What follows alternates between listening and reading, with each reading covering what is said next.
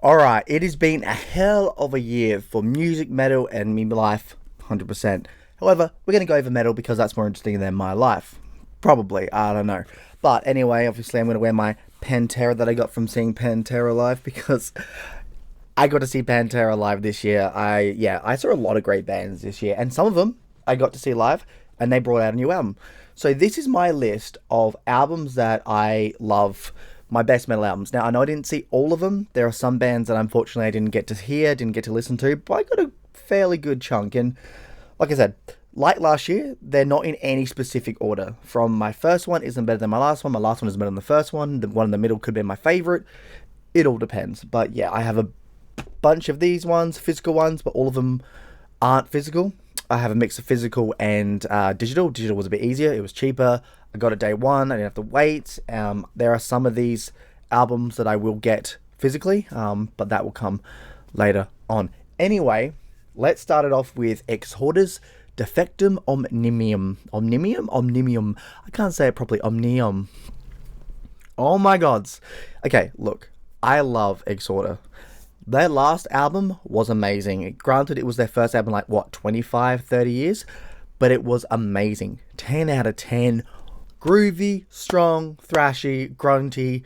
Just, has that, and if a metal band has that, I'm in. They absolutely had it. How does that, no, that looks too stupid. But, sorry, it was so very, very good. Now, some people thought that was just a one-off because it was a one-off. Then the next album's going to be good. Some said that. That was dumb because Defectum is absolutely amazing. Definitely on par with their last one and probably on par with the first two. Was the first three? One of them. But yeah, it was really good. It had their... So it was groove metal, Exhorder groove metal, and it was great. It wasn't anything different. They didn't try to revamp their sound. They didn't have to.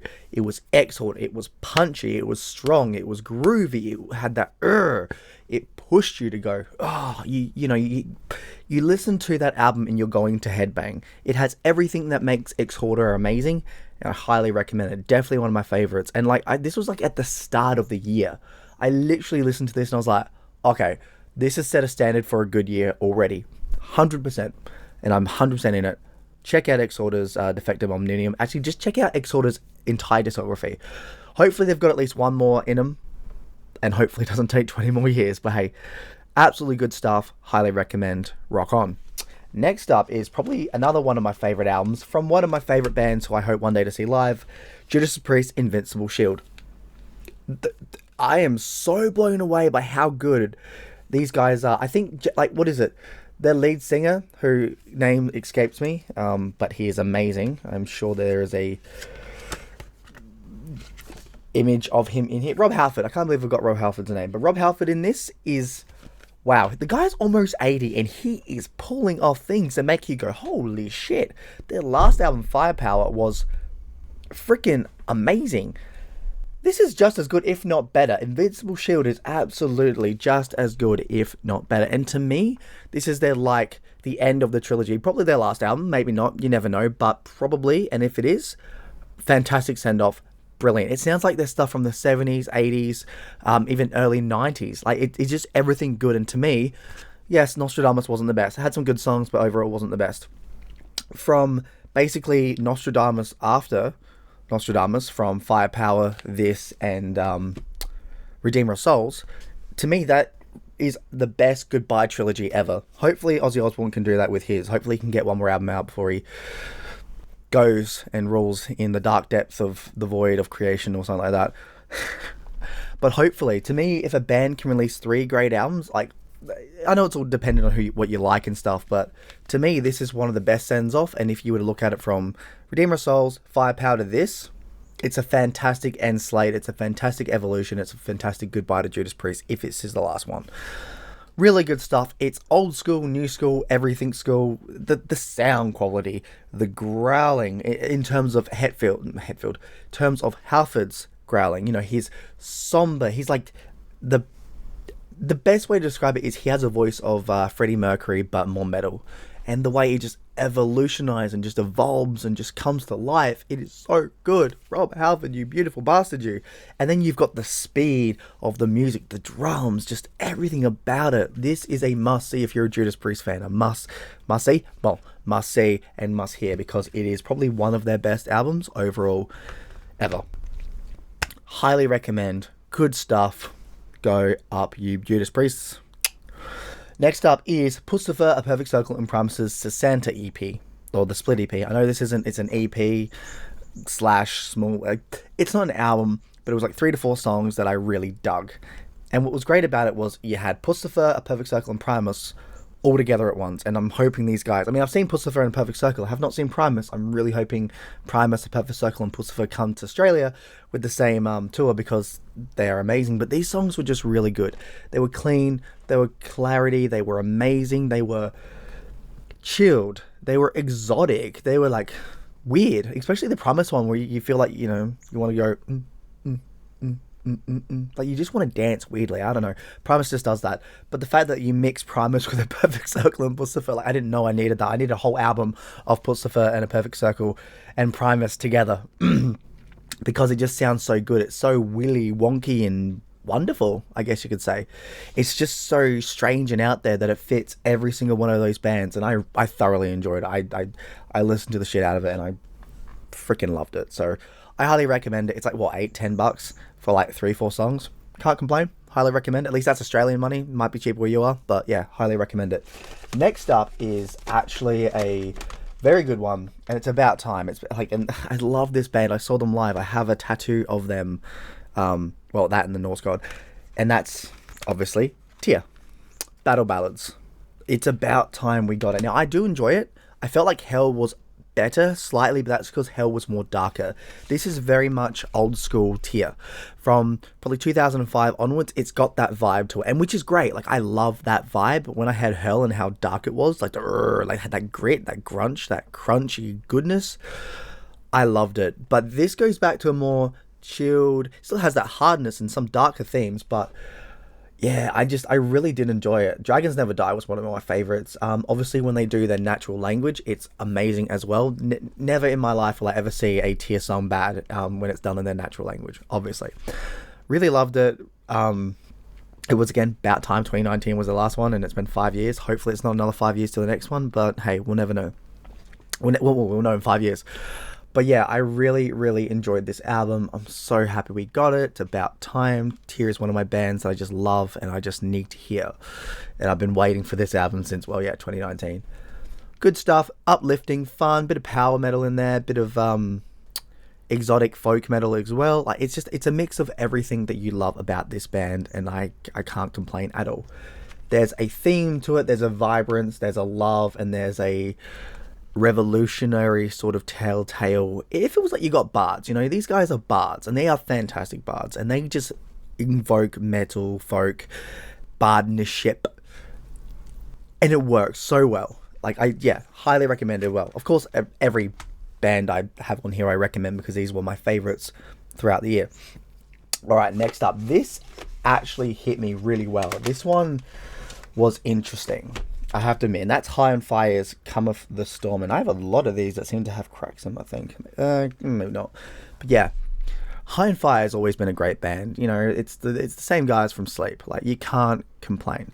High on Fire, I mean, I got into High on Fire from Snakes of the Divine. Love that album. Love those songs. 10 out of 10 in general. But this one, I think this one goes back, because I got into High on Fire from Snakes of the Divine, which was more of a thrashy, stoner, exotic, doomy, funeral-ish sort of vibe. This one heads back to it. It has that grit, that slowness, that vroom, vroom, vroom, but also has that sort of like thrash tone, that speed that makes you just go like it's good to actually listen to go to bed. It's just really good. I love it. And yeah, Lamb's Bread was good. Oh, the Lamb's Bread, come of the storm. Oh, look, I recommend this. Obviously, High on Fire is fantastic in general, and this, like, they've never really missed the mark for me. I really think High on Fire has always hit the mark, and I highly recommend it, because I have no issues at all. Fantastic stuff. And if you buy it on iTunes, on my phone, this plays out. The entire thing like plays out. Everything starts moving, and I really like it. And it's imaginative. Look, it's imaginative. Like flying on the pirate in the like, yeah, it's sick. It's fantastic stuff. Really enjoyed that album. All right, what is next on my list? My Dying Bride, Immortal Binding. Now, My Dying Bride is great. It can be very depressing at times, I feel, which makes sense. I believe the lead singer almost lost his daughter, or did, one of them. That's still there. That darkness that I think he went through, he still writes into the songs, from what I can tell. I mean, look, My Dying Bride has always had that mix of darkness, and it's like good darkness, though, to an extent. It's like the darkness of not giving up. Like, you won't take it from me, and you just keep pushing.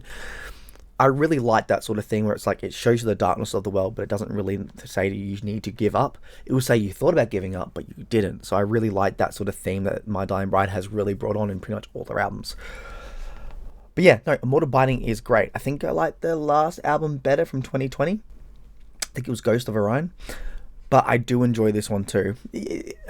My Dying Bride is one of those bands that you got to listen to each album multiple times and have a different perspective and view on it, I think, and it can also reminisce of what you're going through in your life that will connect to you will connect to that music. You might like this one more, Immortal Binding more than Ghost of Orion. You might like the earlier stuff more than the newer stuff. It all depends. Music is subjective and all that crap. But I definitely enjoyed it. It's My Dying Bride. It is dark. It is sepulchral, but it is enlightening and wonderful and interesting and different, and definitely recommend, like I say all the time, lights off, putting it on a loudspeaker, and just laying in bed and just going on a journey. Whether or not you like that journey depends on your own emotions and who you are, but it's a journey nonetheless, so give that a go. Next up is, now this one shocked me. This one is really good. It's like a Spanish play, and it's just so wonderful, and it's different. Uncle Acid and Deadbeats, Nil Hora Bleu. I can't even pronounce that properly, but I don't care. Wow. Wow. Hang on, that's like the slip cover. But that really, like, this is different. Like last year we had that that kind of funeral doom band, which I can't remember, but it was about like, killers and serial killers and all that from throughout history. Probably one of my favorite albums of last year. This one is probably the same spot in that case.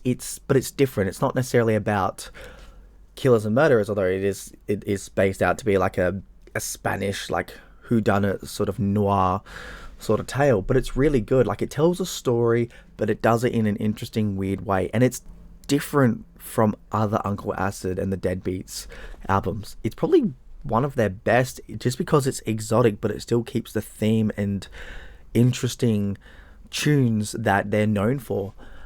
I was blown away by it, and just there's some long songs and they change interestingly enough all the time. Like, I digged it. Like, there was just something about it. Again, laying in bed and putting this on is something completely different. It is a journey, and a lovely one at that. Because it tells that story where you're like, you can kind of close your mind and have like a visual in your head about what's going on. Weirdly enough, even if you don't speak Spanish and don't really understand what's going on, you can make it up in your own head, which is what I really enjoy. And I haven't had that from an album in a long time, so highly recommend that one. Really good shit, 100%. Next up was one that some people had some interesting things to say. I personally really loved it. For a first time coming back into the game, I think he did a good one. It's Kerry King's From Hell I Rise. Now, I think people complain that this was AI generated. Yeah, it looks it, unfortunately, but I don't care. The music in this is great. Again, lead singer of Death Angel, good shit. Love Death Angel, love the lead singer, really brings that grit and grunty and thrashiness to it. That with Kerry King himself, that's a good match right there. And I think for a debut album, it's really, really good. I just hope we don't go from a Newstead situation where he's like, puts out a really good first album and doesn't do a goddamn second one. You're like, god damn it.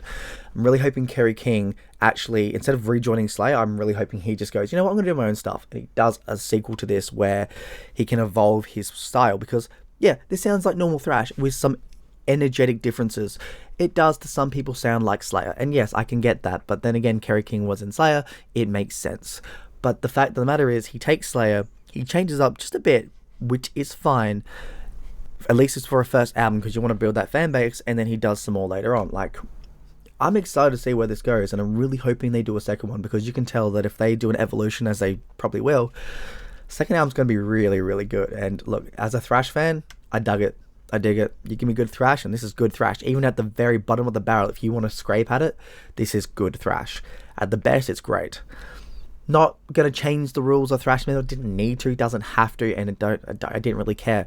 I sat back. I listened to Kerry King thrash around with Death Angel vibes and much more. Highly recommend. Next up is Evil Dead Toxic Grey. See, here's the thing. This album legit, I was not expecting.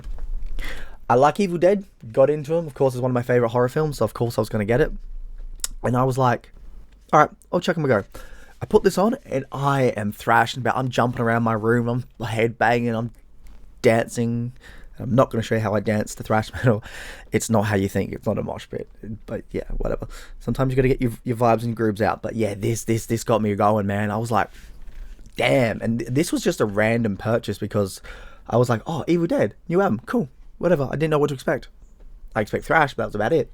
Bit of crossover as well. But yeah, this blew me away. I really did enjoy it. I highly recommend it. Whether or not it's one of their best albums, I don't know, because I have to go back and listen to their other albums, because I'm an Evil Dead fan, but it's been a while, and I got to get more of their albums. But this one, definitely top contender. It's good. It's exactly what you expect from either Evil Dead or thrash crossover in general. It's a mix of both, mix of all, and it is wonderful. You will groove, dance, and wine and dine like a motherfucker. Like, give it a go. Highly recommend. Boo. Alright, here we go. I saw this band, I believe this year, might have been this year. I saw so many bands this year, I can't remember, but I'm pretty sure I saw these guys this year, and I saw some of their live. This is one freaking great band, and that is Grottenkreis Prozisku. Why do I sound like Rammstein for a second? I obviously got the special edition, because I got their special edition of their last album as well, which was really good. And you know, you get like a pick and, you know, one of these, and you get a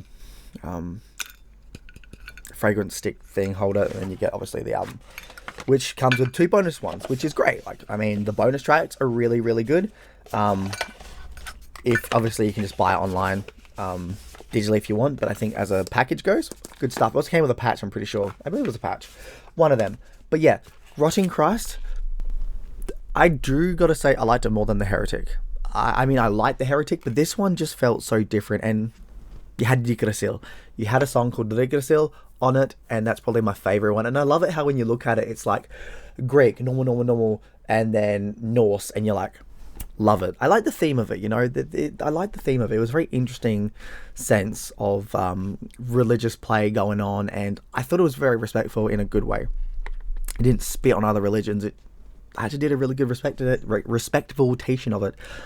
All in one, Primal Resurrection, all for one. Like, it's a story in a way, but it's exactly what you want. It's like a death. It's a death. It's a blackened sort of evolution of what came before. It's not entirely different from their older stuff, which is fine. It's a solid rendition of what's come before it, with a bit of extra bells and whistles and twists that really work really well. I loved it. I love the art. I mean, I've always loved the art. They made some great artwork, and I just, fully believe this is probably one of their best albums they've made. But I'm a bit biased because you give me a Norse song that's actually good and respectful, and obviously probably their best music video for a video. Good stuff. Just saying. Alright, next up is Mushroom Head Called the Devil. I really enjoyed it, of course. I can't say if I liked it more than their last album, mainly because their last album had a really good vibe of their female vocalist and their male vocalist. This one, they've got more of their male vocalist, which is fine. No problems there. But their female vocalist, I think Mushroom Head involved more when they brought on that female vocalist. I don't know if she's still with the band though, but I feel like she did a really good job with her, and their last few albums with her were really, really good. And I get it, if you're a Mushroom Head from the beginning, you just like the original 2 male vocalists, but I think they really evolved more when they did the female, or at least started having her coming in. But Call of the Devil was really good. I like how it starts off with like people on their phones and stuff, and yeah, it's a very interesting evolution of what they did, and there's some good banging songs that just look. It sounds like Mushroom Head. No complaints there. It just sounds like Mushroom Head, which is fine. If I'm gonna listen to a Mushroom Head album, I want Mushroom Head. I got Mushroom Head. I didn't get a mad evolution of their songwriting or their singing, and I didn't care. While I think I like the last one more, mainly because they had a more evened out respect of their vocalists, I think I dig this one more for certain musical cues and rhythm and breakdowns and just overall song structure. But I've got to listen to both again. But in the end, really, really did like new Mushroom Head. And look, check out Mushroom Head. They're a great band in general. All right, Nile, another band I saw this year. The Underworld Awaits Us All. I swear I bought that physically, but I guess I didn't. I do have it on my, again, all digital. I really did like it.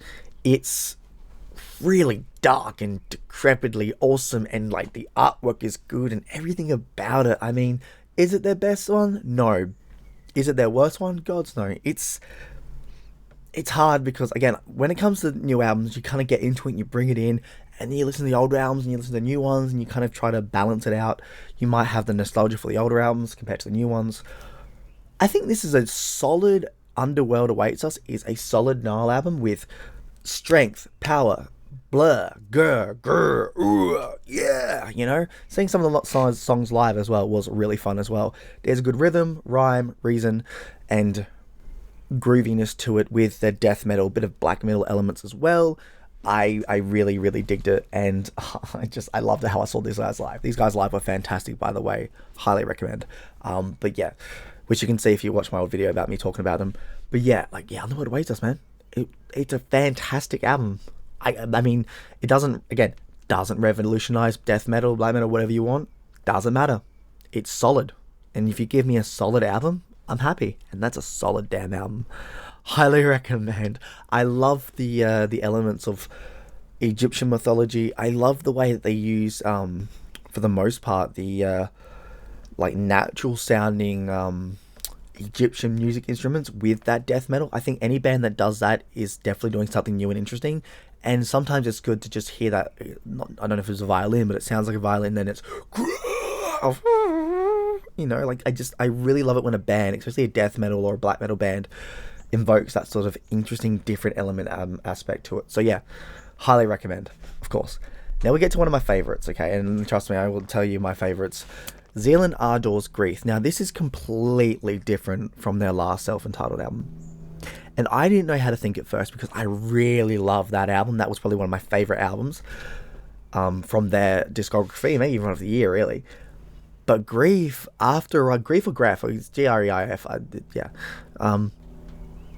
That was just so interesting to me because it's exotic, it's heartfelt, it's got that blacky, deathy metal grrr, but it's also got that nice bluesy sort of soul music, and they really do a good job.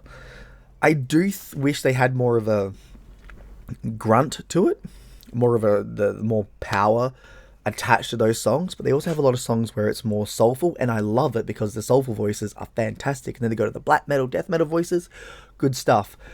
But yeah, I have to say this is definitely one of my favorite albums, but I had to take it a few times in a row. I had to listen to this quite a while, I think for like a week straight until it clicked, which for some people might be a bit too much. For me, I think I was holding on to the fact that it didn't sound exactly like their earlier one, and that's fine. But then again, if you listen to their entire discography, every Zealand Ardor album is different, just with the same thematic elements of black death, soul, groovy, sort of bluesy inspirations. So yeah, it definitely blew me away, but it took me a while. So if you're on the fence of it, and this goes for every album on the list or in general, give it a few more listens. You'd be surprised. All right, now this next one, you never thought was going to happen. It's been like, what, 10 years or so? I remember listening to the first one and going, I love it. When's the next one? 10 years later. And that's Time 2 by Winter Sun. Best way to describe it is a fantastic sequel to Time 1. But if you're going to listen to Time 2, I highly recommend listening to Time 1 and then straight into Time 2 afterwards. On its own, it's fantastic. But since it was like 10 years since the last one, there were elements of it that I was like, oh, I'm a bit iffy about. But then when I went back to listen to Time 1, and I went through that entire album, and I went straight into Time 2, it fits, it connects, it's wonderful, and then it's an overall story slash album premise that just, it works, you know. If you're into that sort of music of other bands, then Time 2 you can put on straight away. But yeah, I highly recommend Time 1 and 2. That's the best way to listen to it. And it pops. It has that... It's very instrumental. That's what I liked about it too. I really like the more instrumental elements. And of course there's the singing, there's the death metal growls, there's all of that. But the instrumental elements made me just like... It felt so good. It was like... like it... As I was listening to it, I did close my eyes and it was like Joe Cocker for a bit where I'm like, like, yeah, which is a good thing. Yeah, I really enjoyed it. And while, yes, it took us 10 or so years, about time. And it was worth the wait, at least if you took your time with it and you're not overhyped for it and you listen to 1 and 2. So yeah, definitely a good one. All right, next up, this is again probably one of the best albums of the year. And here's the thing, I thought their last album was amazing as well, and probably the best they did. This beats it. Blood Incantations, Absolute Elsewhere. Holy shit. This is space death metal. This is sonic death metal. This is sci-fi death metal. This is the technical, whatever you want to call it. This is absolutely phenomenal. Like, okay, I'm a big sci-fi fan, and this has that sci-fi 60s, 70s sci-fi feel to it, at least from the artwork. I'm sorry, but this is definitely one of the best albums of the year. It's a journey, and I swear I listened to it like 5 times in a row on my sound speaker, on my headphones, sitting in bed. Oh, even playing video games, because it worked. I was playing Starship Troopers with it on, and because space and stuff, and a bit of Starfield as well. Again, space. Holy shit. There's this, I don't even know how to describe it. It's so different from what came before, but it works, you know? And some people say it's overhyped, some people say it's won't. That you're going to get that with any album that's loved and respected. And there are the purists, and there are the ones that are open to the differences, whatever. I freaking love this, man. Top 10 for sure. Top album 100% of this year. Wow, definitely blown away. Now granted, that was my experience with it. You may be different, you may agree, I don't know, but yeah, I really enjoy Blood Incantations, About Elsewhere, Absolutely Elsewhere. Oh, so good. Now this is one that I need to pick up as well, physically, and that's Devin Townsend's Power Nerd. Heavy Devy's back. I mean, his last album did some heavy stuff, but of course, since that was a 2-split album, his second part of the album was more heavy, and the first one was more spiritual, interesting, calm, collected, good stuff. Look, Devin Townsend's Power Nerd is probably one of my favorites in a long time. It has that thrashiness that you got from, say, Strapping Young Lad. It has his insanity from Deconstruction and even a bit of Ziltoid stuff in there. It has everything that you expect from Devin Townsend, but evolved it into something that makes you just go like, 1 minute it's fast and furious, 1 minute it's more and that's just how it rolls, man. That's just how he rolls. Power Nerd was great, and it was great because as a nerd myself, he's this big metalhead bloke who's probably one of the best metal creators ever, and he's being a nerd, and I just love that. It's an inspirational album of just be a nerd. Doesn't matter if you're metal as fuck, doesn't matter if you're this or that, be a nerd, hide it up, live long and prosper sort of deal. And I freaking love that. And it just for me, it makes you feel like it makes you feel more in tune with yourself. And you can, like, if you're not that sort of person who's in tune with themselves, it's a good way to say, hey, be yourself, doesn't matter who you are, rock on and keep going. Good stuff. And this is why I love Devin Townsend. Just such a good inspiration. Absolutely lovely, inspirational, fantastic man. Definitely one of my favorites. Top 10, top 5, top whatever. Next up, now this one, I had to take a couple listens because I'm so used to their older stuff. I mean, I like their death metal and black metal stuff, and then they did their more progressive stuff, and I love their progressive stuff. Yes, I'm talking about Opeth, The Last Will and Testament, and wow. I mean, okay, I'm going to gush, okay, guys? I'm going to gush about Opeth as per usual because Opeth is amazing. I've already got tickets for their tour next year, which happens either before or after Metallica, so cool. Got my tickets for that too, which is awesome. So, Opeth, Laugh, Will and Testament. Okay. Yes, they bring the growls back. It is definitely more death metal and gruntier and stronger than their last albums. But it's also got a progressive mix. This is basically taking their Watershed, Ghost Reveries, Blackwater Park with their newer Pale Communion, Heritage, and so forth, Sorceress as well, and basically combining it all into a ball and letting it loose in a concept album. And it's exactly what you expect. It is amazing. There are songs in this that go from transitions that make me go, I did not expect that, which is great. And they do things that make you just go, holy shit, what? What? Which, if you're an Opeth fan, you kind of expect because they like to really change their music, but then you don't expect it because it's been so long since they've done like the growls, which sound amazing, by the way. He's still got it, of course. It's really good. And look, I knew when Heritage came out that they would go back to the growls. I thought they'd come back within 3 or 4 albums. Well, I guess they technically did. I honestly thought they'd probably do like from 2016 was when they would bring back growls when Sorceress came out. They didn't. But that doesn't matter. Whatever. Don't care. Because they brought it back. I always knew they were going to bring it back. I mean, he always sang in growls. Like, if he completely stopped doing the growl songs, I'd understand. If Mark Eichfeldt's like, nah, not doing any of the Opeth growl songs, I'd understand. No, he does. So, yeah. And as somebody who saw them live ever since, 2011, I knew from the get-go that he was going to come back.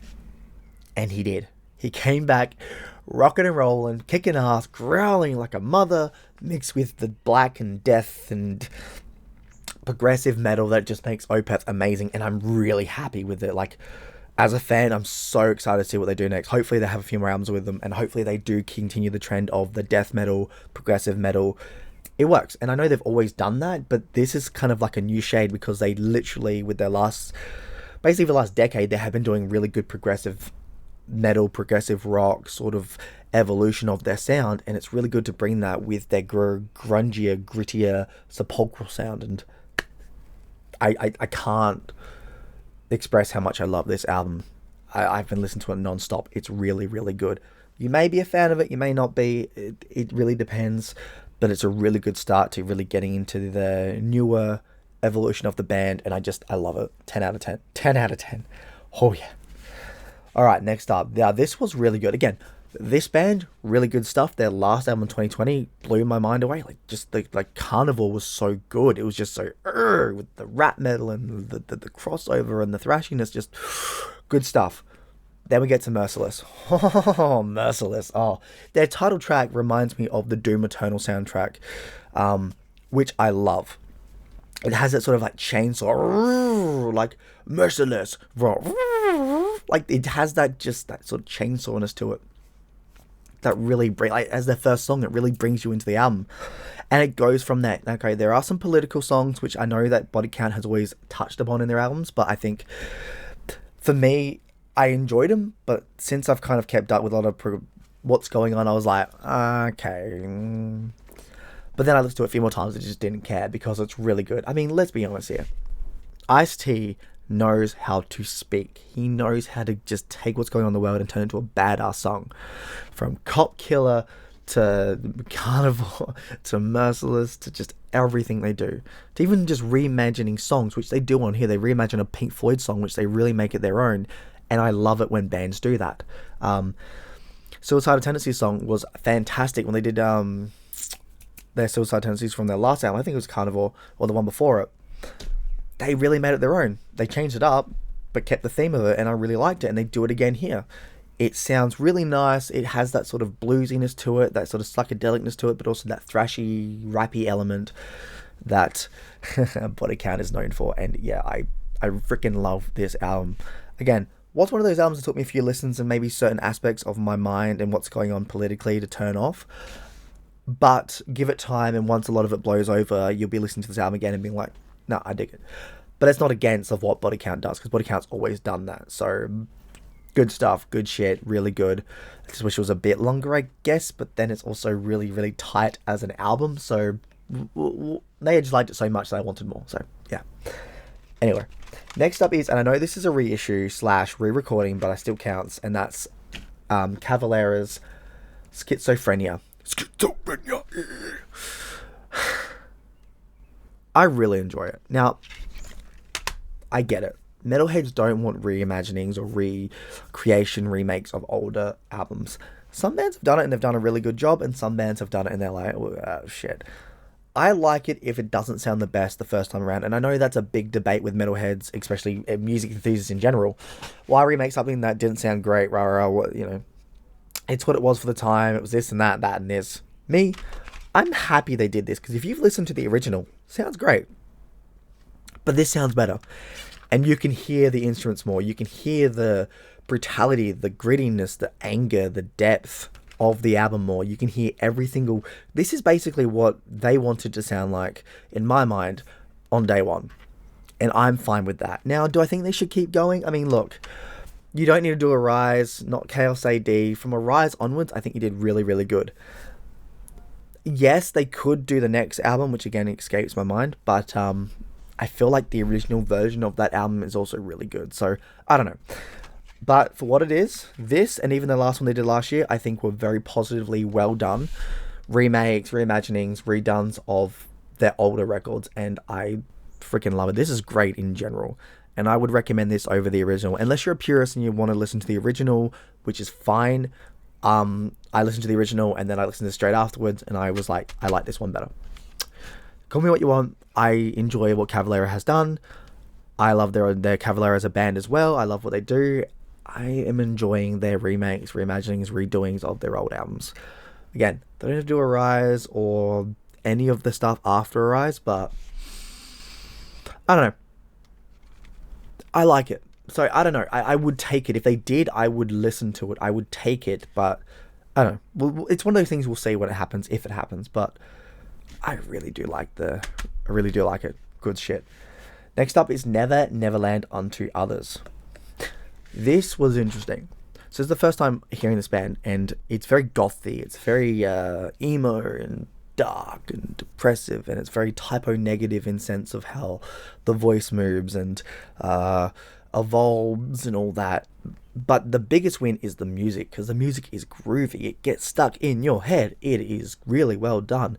At first, I liked the music. I did not like the vocals, but then over time, I just got into the vocals because it reminded me of very gothy, vampire, dark, horror evolution of what I love from, say, typo negative and stuff like that. So when I got into that mindset, I'm like, yeah, I'm grooving along. Because that music was always grooving. There's a lot of good stuff there, and honestly, I just got to say, I recommend Never Neverland Unto Others. I really, really do.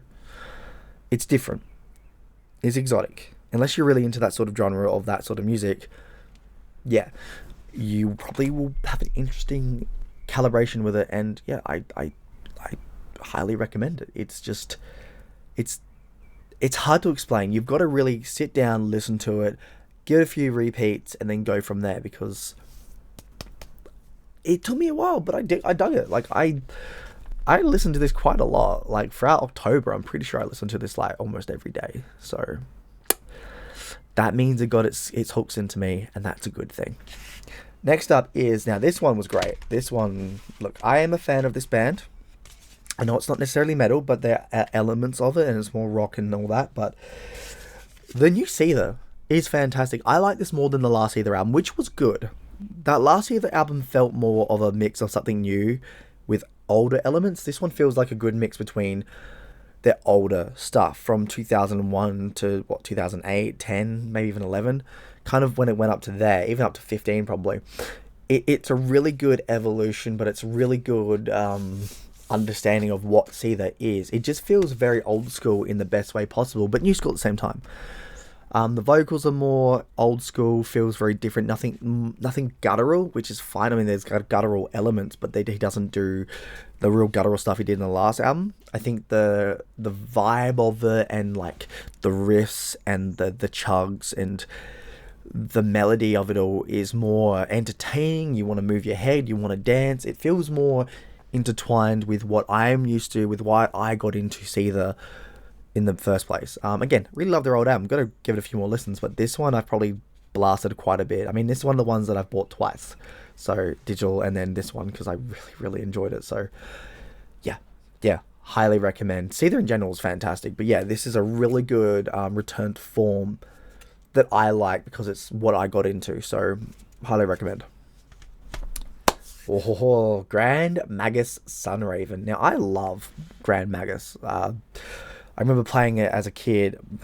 I remember playing Doom as a kid and having Brian Magus play in the background, and as I'm killing demons, and it just stuck with me because very Norse, very Thor, very the mythological, very Vikingish, and I loved it. You know, it's nothing thrashy. It's more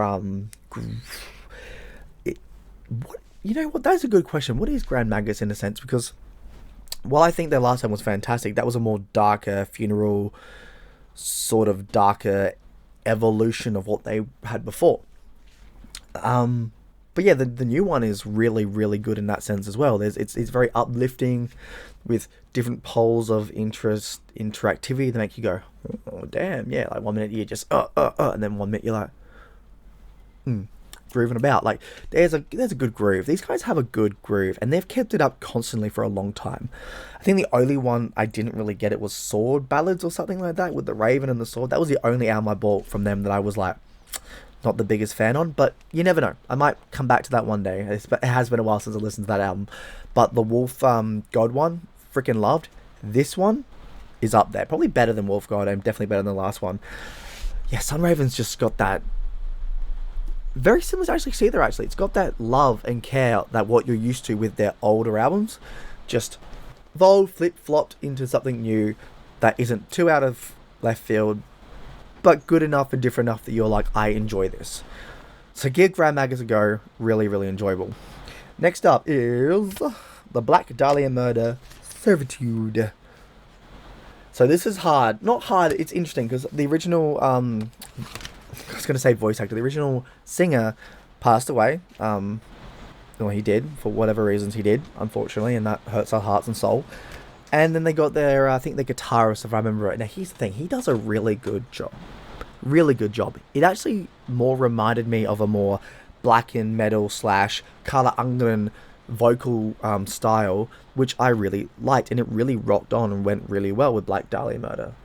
Music-wise, it's good. It feels very much like their older albums. Now, granted, I'm not the biggest I like the Black Dahlia Murder, but I haven't really dwelled too much into their older stuff.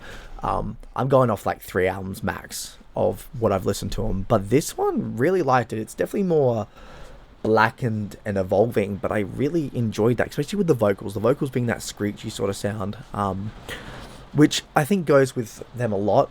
Fair enough.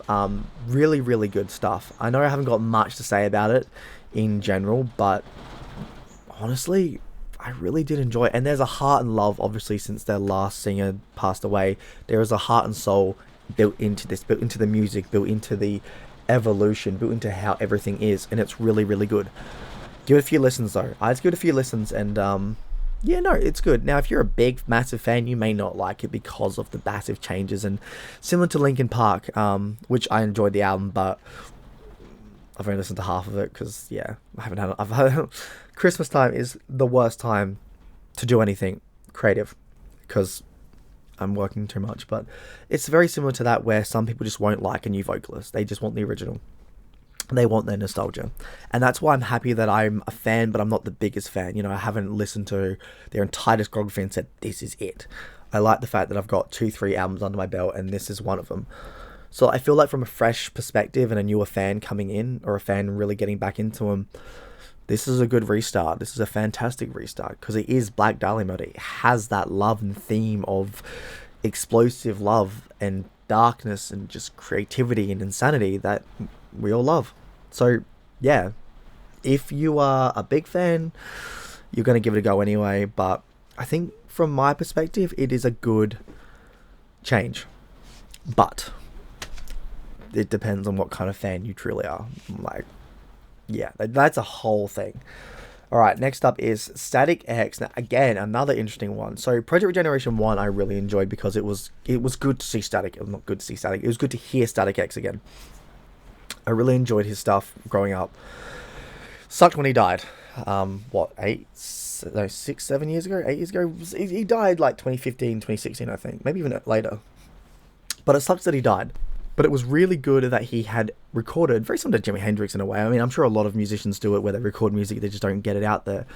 And very respectful that the band decided to just re-release them, re-record the music, or record what was already done and just insert everything with it. And just like Project Regeneration Volume 1, it does a really good job, a fantastic job. No issues whatsoever with how they did it. Yes, they don't sound too evolving because, again, they are older recordings, but just how I felt with the first one, I dig it. It's just good to hear Static X again. It may not be the most perfect vocal love, it may not be the most perfect recordings, it doesn't matter. It's just good to hear him again, and I really think in the sort of late 90s, early 2000s, Static X time frame of how they did their music, it's a good callback. It's a fantastic callback. Some things are a little bit different here and there and really quite modern-ish, but for the most part, it's a good buy. Whether or not they do more albums afterwards, I don't know. Apparently their new singer for their live tour, it sounds very much like Static X, so you never know, they could do more, but I think for the most part, Project Regeneration Volume 2 is a good buy to Static. That's the best way to see it. It's a good buy to Static, and possibly a hello to a new era of Static X, but we'll see. I was a fan of Static X. I dug it, obviously. Next up is Brothers of Metal Fimbulvinter. Oh my god, I have waited so long for this album. So long. The last two albums were so good. The mix of the relaxing high vocals of the female and the grittiness and the grrr of the male coexisting together when they sing together is so good. So good. Their remedy, the rhyme, the reasons that they created, that groove that they bring into their albums. Fimbulvinter has that in spades as well, and it's about damn time. If you've listened to the first two albums, you know what you're getting with this one for the most part. There's some interesting changes here and there and differences, but for the most part, you're getting a Brothers of Metal album, and there is no problems with that because it is good. And the next one afterwards, the next album that I'll bring up will be very similar to that. But I was just happy that we finally got it. I'm really hoping the next album isn't so long, but yeah. Definitely check it out. Brothers of Metal is just a fun power metal, whole lot of friends drinking mead and just rocking out, having a good time, dancing around a fire. That's what they are. That is what you should experience with them. That is what I recommend, because holy shit, they're great. I could go on a long time with that, but I'm almost at an hour. So yeah, really good stuff. Highly recommend. Oh, so good. Now, on to that though. The next one is Powerwolf. I'm just going to cut it down to brass tacks. This is exactly what you expect. It is a Powerwolf album through and through, which is not a bad thing. It's power metal. It's symphonic power metal. It's goth metal. It's goth symphonic, whatever you want to say. You're going to listen to a song about bloody heretics, about Joan of Arc, and you are going to dance. You are going to be like, oh yeah. You're going to listen to a guy's voice that just echoes and reverbs in ways that make you go, holy shit, that's amazing. You're going to dance, you're going to rock and roll, and you're going to really enjoy the sound.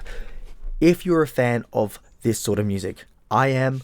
I dig it. Of course, same with Brothers of Metal. Very similar sounding in the sense of like power metal. I dig it.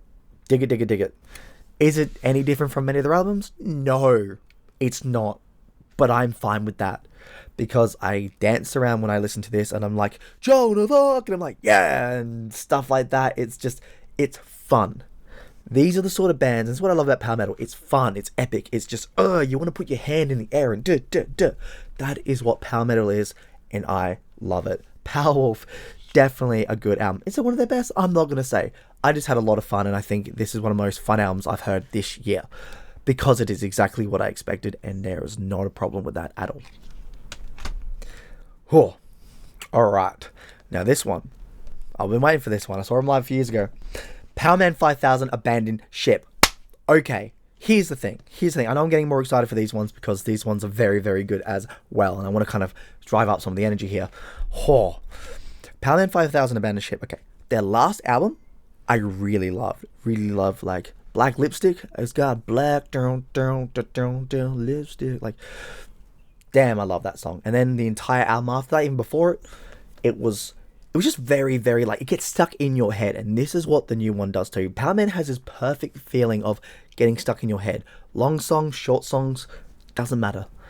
It's so good. First of all, they've got a song in it that sounds very much like, I know it's older than that, but I remember Winnie the Pooh when it's like, Winnie the Pooh, it's kind of got that theme in a song, and it's like, all hail Satan and his merry men, like, it's got that kind of tick that reminded me of an old song when I was a kid, and I just really love that ingenuity that they do. They always do that, you know.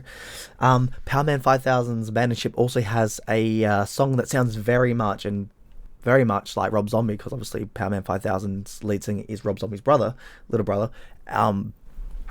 Great stuff. Like, it is an ever-evolving album that's just fun, and I like that. It is dark. I had some very acid bath flashbacks with some of the lyrics and stuff, and it's dark, but it's fun. It's groovy. It's, you want to dance, and this is the one thing I love about that band, is you want to dance with a bit of like that techno, rock and roll, metal aspects of it, which is great. I think these guys really do a good, probably better than Rob Zombie when Rob Zombie does it, to be honest. Combination of all those genres, and yeah, I freaking loved it. Again, I've been banging that album since I got it like a week ago, I think. It came out ages ago, but I didn't hear about it till a week ago, so yeah.